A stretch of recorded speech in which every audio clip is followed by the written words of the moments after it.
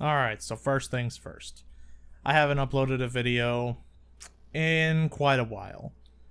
And there's kind of a reason for that, and I could talk about it another time if anyone cares. But that's not what this video is about. This video, I'm going to be trying my hand at reviewing a game. And what better game to review than, you guessed it, Cyberpunk 2077. It's the most recent game I've finished, the newest game I've finished, and it's just fresh in my mind. So, let's just talk about the game. I'm going to talk about the game to you. I'm going to give you some thoughts. I'm going to give you some opinions. And I'm going to tell you what I think about if you should get it or not, which is kind of a weird gray area. So, let's just get right into it. But before that, on a quick little side note, there'll be gameplay rolling while I'm talking. It shouldn't be spoilery. I will make sure it's not super spoilery. I'm pretty sure it's just going to be beginning section mixed with a little bit of me doing some fuckery in the open world. Just to clarify, the gameplay doesn't really have any significance. It's just there to show you the game. You know, the game. Anyway, first things first. First up, the plot. The plot of Cyberpunk 2077.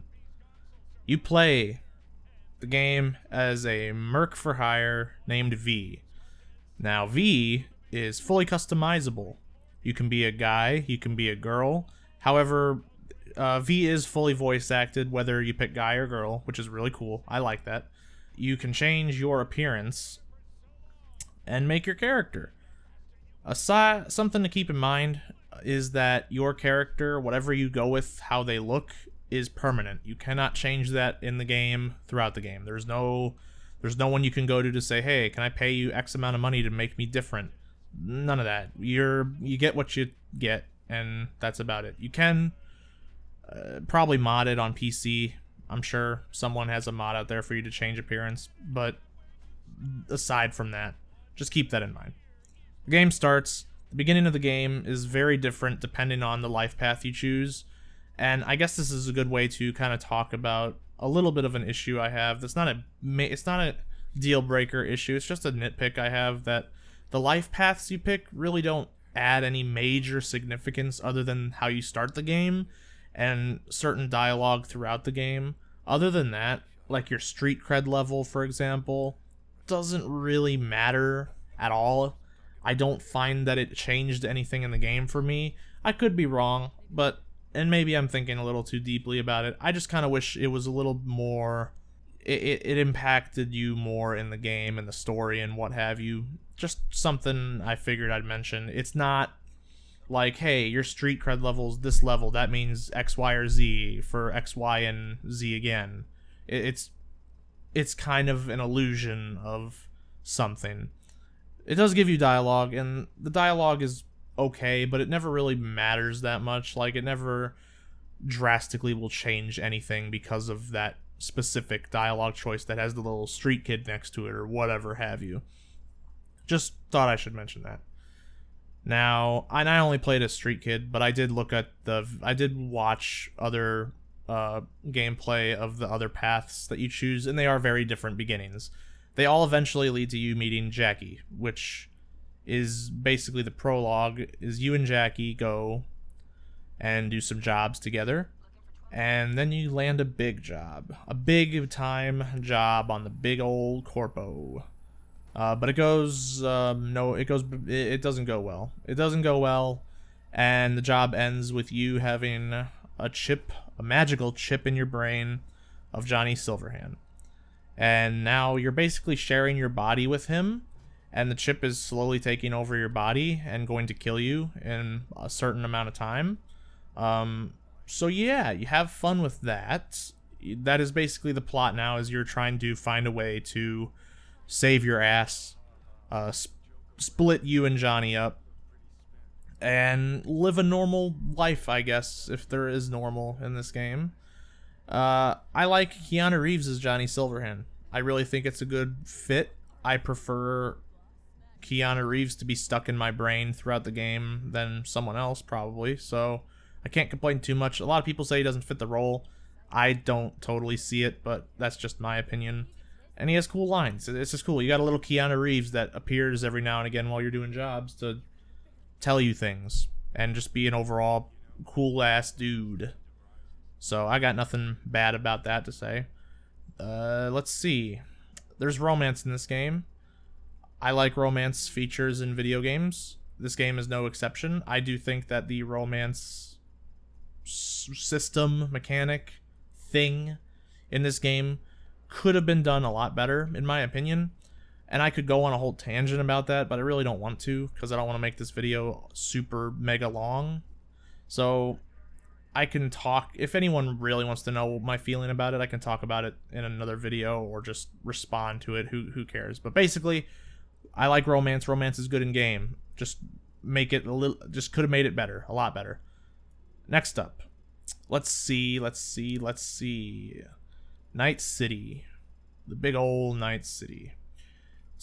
Good way to start talking about the world of Night City. So, initially, early on, I got a lot of GTA vibes, but the main difference between Grand Theft Auto and this game, to me anyway, is that there's a lot more exploration in Night City. There's a lot more feeling that the city is alive, and I don't know, it just had a different feeling that I can't quite put into words. I liked it a lot better though. I way prefer it to GTA. So pluses in that regard. It just the city feels alive. There's a day and night cycle kind of, and it just feels like you're in a living, breathing world, and I like that. I like that. I like the feeling of playing a game that's in a world that feels alive. Really cool. Love it. Let's talk about gameplay. Let's just jump into gameplay, combat, stuff like that. Game's first person. I'd say it's about, I guess I could say like 75% shooter and 25% if you want a melee. It's mostly a shooter game though. You got your shooting, the gun handling is passable. I don't really care that much though. It's not like a competitive multiplayer game where that stuff matters. It's a single player game, so I can get past the guns not feeling the best. So there's that. Melee feels pretty meh.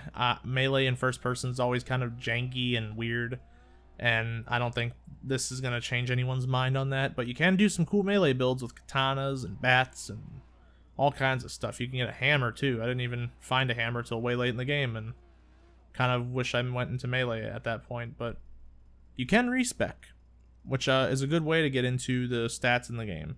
There's main stats, there's secondary stats, and then there's perks. You can respec your perks, but you cannot respec the main stats, that primary attributes that you level up with. But respecking is in the game if you want to, like, if you're like doing crafting and you're like, man, I don't really want to do crafting anymore, you can take all those points out of crafting and put them in something else. But they can never go above whatever the attribute is. So you're kind of able to respec completely, but it's a little weird. And people can correct me if I'm just jumbling and making a mess of myself explaining it, but you can respec. There's a lot of build variety, and I love it. I love build variety in games like this. If you want to have a katana and a sniper and be a katana sniper wielding guy, go for it. If you want to do stealth and hack your way and never kill anybody, you can do that. It's cool. Max level's 50, max street cred level's 50. Just gonna clear that up so people know. Let's move on. Are we ready to move on? We're ready to move on. We're moving on to the game's bugs, the launch issues. I know that's what most people are here for. They're here for the hate. People like hate. I don't really care that much for hate. So, launch, the game was a mess. The game was a disaster. On PC, which is where I played it, I had no issue on day one. Day one, PC, played fine. I had no problems. I spent a good chunk of time just getting my settings to a point where the game ran smooth enough to my liking and looked fine enough to my liking. But that's not really the game's fault. That's just me just, you know, getting my bearings like, okay, what settings do I want on and off? How do I want this to run? That's not really the game's fault. That's just me spending time getting it to my liking.